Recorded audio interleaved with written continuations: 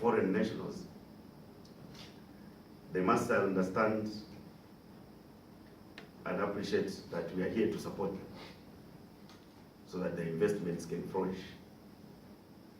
But they should also remember, every time they're talking about the Zambian worker, they must look at the work permit they're holding from the Minister of Home Affairs. And so, when they talk about downsizing the workforce, Zambian workforce, they shouldn't avoid talking about downsizing the foreign workforce, and that's where we start from. And for us, we should decide. If there's some twisting, they should know. They will be negotiating with the Minister of Labor. Home Affairs, we give them conditions for those work permits they have. So, it's important that they engage in meaningful dialogue with all the stakeholders, the unions, and indeed the Minister of Finance. But what is disheartening is that some of these mining houses have the audacity to their government over the budget measures that the Minister of Finance has proposed.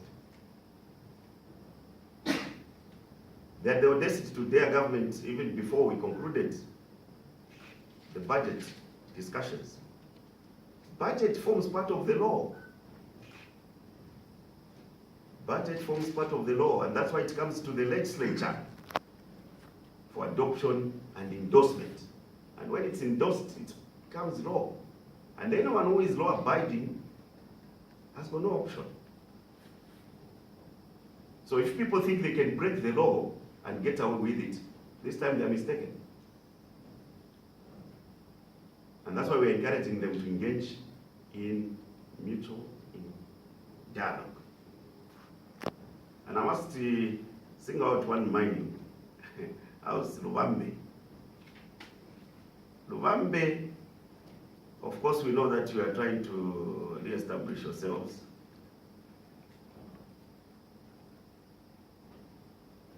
But we are following the developments there closely. And I want to warn the chief executive there that if he wants to continue being disrespectful to Zambians, either in management or ordinary workers, he will certainly have no one to blame if you ask him to leave. You can't believe this is the CEO who had the audacity to write to the DC in the district where they're operating from. In a manner that was disrespectful, just because the DC was asking for people, because it's normal in mining towns that mining houses participate in national events. And so when the DC, I don't know, when the district administration decided that Lubambe should see how they come on board to support the national event, this CEO had the audacity to cite the budget as a reason why, and I'll quote what he wrote. Due to Zambia budget released on 26 September 2018,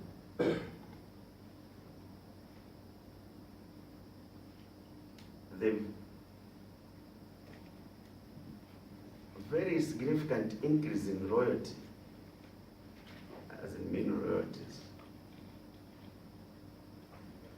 the non-deductibility royalties, and the impending implementation of sales tax,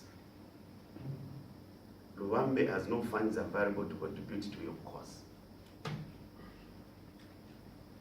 Countrymen, we can't tolerate this. And this CEO will be summoned to come and show cause why we cannot be disciplined. And this is in addition to unparentables that we hear being vented on our Zambian workers.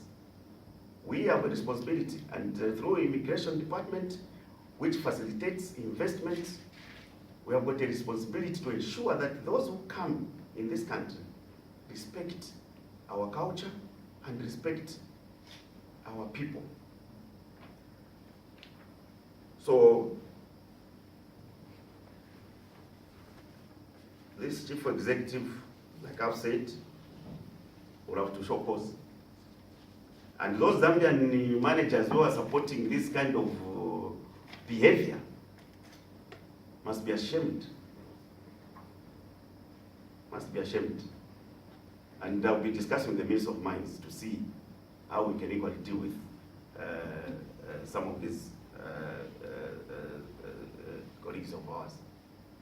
So, in conclusion, we are in support of the Minister of Labour, who have said we are not going to tolerate this kind of arm-twisting tactics by the mining houses. And like I said,